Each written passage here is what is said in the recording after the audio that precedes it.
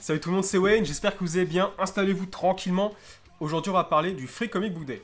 Déjà pour être très clair, c'est quoi le Free Comic Book Day? C'est un événement qui se passe tous les premiers samedis du mois de mai, et en fait c'est une opération qui vient des États-Unis qui a été créée en 2002 je crois.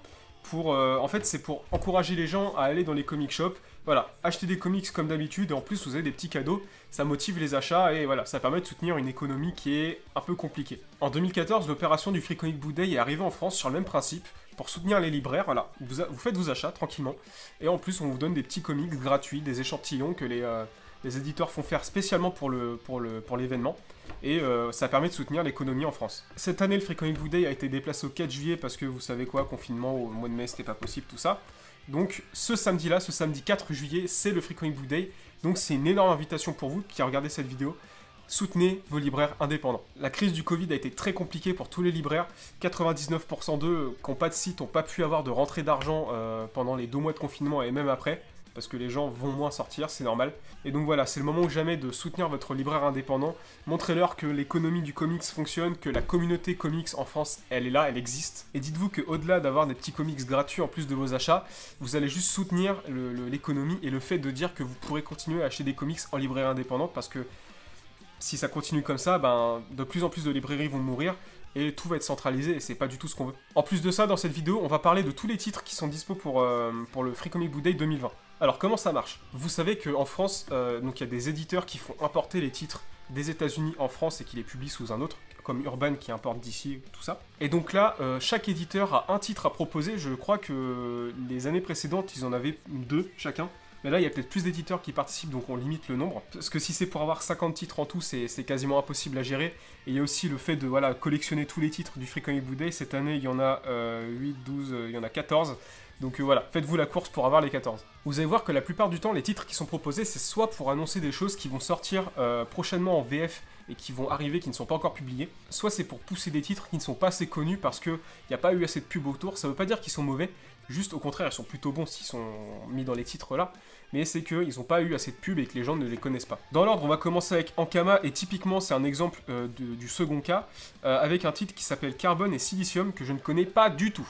Ensuite Bliss, alors vous voyez que pour le coup Bliss a 2 titres, ils ont un truc qui s'appelle Princesse et aussi Harbinger, qui est dans l'univers Valiant. Je sais pas pourquoi certains en ont qu'un et d'autres 2, je sais pas du tout. Ensuite on a la librairie Comic Zone, donc qui est une librairie plutôt connue en France, qui est à Lyon je crois, qui propose tous les ans un sketchbook pour le Free Comic Book Day, et là il en présente un qui s'appelle Comixorama. Visiblement toutes les planches qui seront dedans, ce seront des reprises parodiques d'affiches de films et qui seront mises dedans, voilà. Pourquoi pas. Ensuite, chez Delcourt, on aura Bone, qui est une série ultra connue c'est des comics vraiment classiques, ça. C'était sorti début 90, je crois. C'est des planches en noir et blanc avec un petit bonhomme, c'était plutôt marrant. Voilà.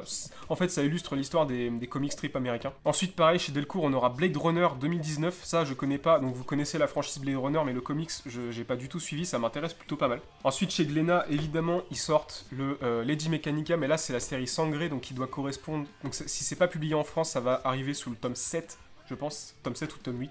Là, on en a au 6 actuellement. Chez iComics, on aura Invisible Kingdom, que je connais pas du tout. Voilà, donc hâte de le découvrir. Ensuite, chez l'éditeur Kinaye, je sais pas comment on dit, on a un titre qui s'appelle La Sorcière Secrète. Chez Comics Initiative, qui est un éditeur vraiment très indépendant de titres vraiment peu connus, on aura donc la série Alan Moore Vision. Ensuite, chez Monsieur Toussaint, l'ouverture. Je connais absolument pas, je sais pas ce que c'est. C'est un éditeur, j'imagine, ou une librairie. On a Mind MGMT.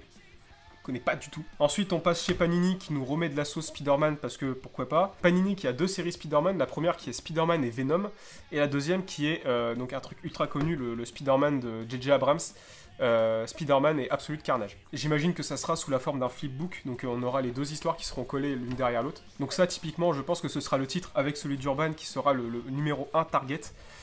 C'est 2 séries qui sont super et c'est vraiment cool qu'ils le proposent pour le Free Comic Book Day. Ensuite, chez Urban, on finit avec Batman Curse of the White Knight, donc qui est la suite de Batman White Knight qui était sorti chez Urban dans le Black Label il y a quelques temps maintenant quand même. Donc ça, je vous dis, c'est quasiment sûr qu'avec Spider-Man, ça va être la target. Je sais pas combien ils vont en donner, j'imagine que c'est la discrétion des librairies, ils en donnent le nombre qu'ils veulent. Il en faut quand même pour tout le monde, faut pas oublier ça. Ça va peut-être tourner autour de 2, 3, peut-être 5 pour certains s'ils ont vraiment beaucoup de stock. Donc voilà, vos libraires vous attendent avec impatience, je pense, ce samedi 4. Allez-y en masse. Bon, protégez-vous, le mètre de distance, le masque, tout ça, vous connaissez. En tout cas, voilà, cette année, ils ont vraiment mis le paquet pour faire revenir les gens en librairie. Vous savez qu'ils ont, voilà, ils ont vraiment souffert, je le répète, ils ont souffert avec le confinement. Donc il est vraiment temps de montrer votre soutien à votre libraire. Passez-y, juste allez faire un tour, même si vous achetez rien, au moins vous faites vivre la boutique, vous participez à l'ambiance et à la convivialité du truc. Et indirectement, ça fera venir des gens. En tout cas, c'est le but de faire vivre une communauté de comics en France. En tout cas, bonne chasse à tous ceux qui y participeront ce samedi. J'espère que vous aurez tous les titres que vous voulez. Et puis, bah, on va se faire des bisous, à la prochaine.